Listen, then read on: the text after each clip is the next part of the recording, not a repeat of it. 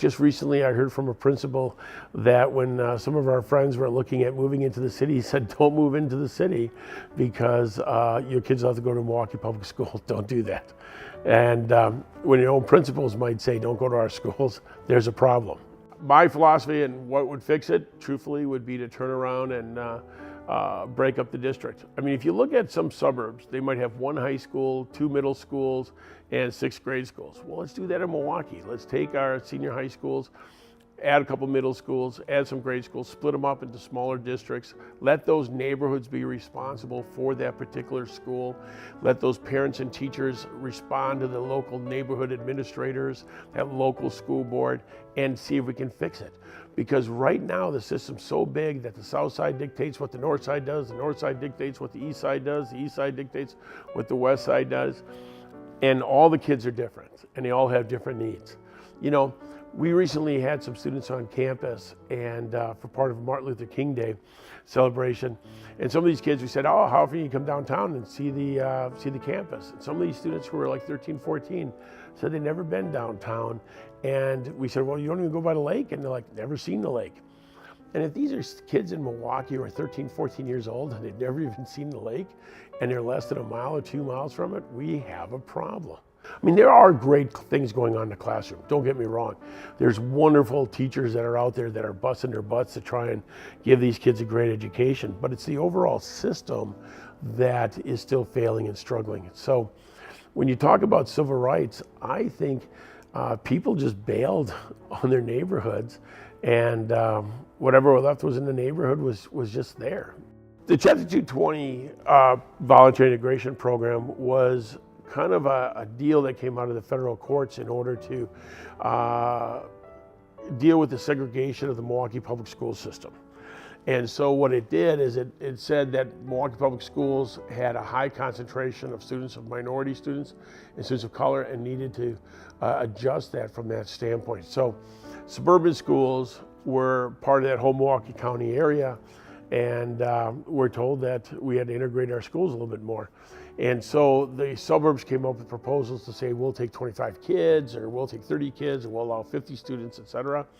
And those numbers have pretty much stayed the same. And so there's hundreds of kids that don't participate or can't get the education that they want at the school that they want because they live in neighborhoods that they can't get out of. So they go to the neighborhood schools.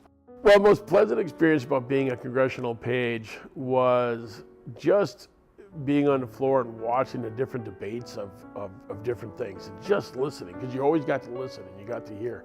You got to watch how the process worked. That's where I had the greatest respect for Bob Casson. One time he saw some of the other pages kind of making fun of the fact that I was from Milwaukee and from the south side, et cetera.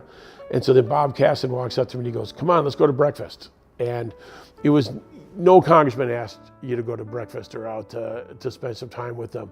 And one of the pages had made, Bob Casson overheard him say a comment like, you know who was visiting my dad last night, because his dad was governor.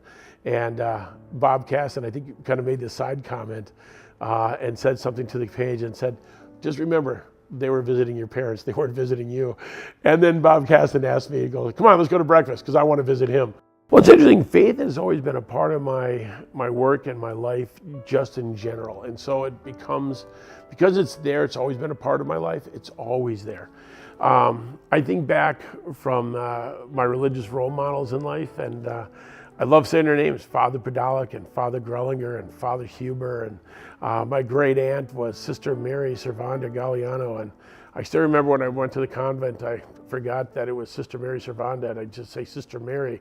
And I didn't realize that every nun was a Sister Mary. So it was very difficult to find her at times. But I would think back sometimes in my life and ask and wonder, how would they respond? And during college and some of my later years, I started trying to search out different Christian-based churches and to try and find more of a connection, you know, with God. And but I didn't know what kind of Bible to get. I went to the bookstore and they had hundreds of Bibles, and I'm like, this is totally confusing.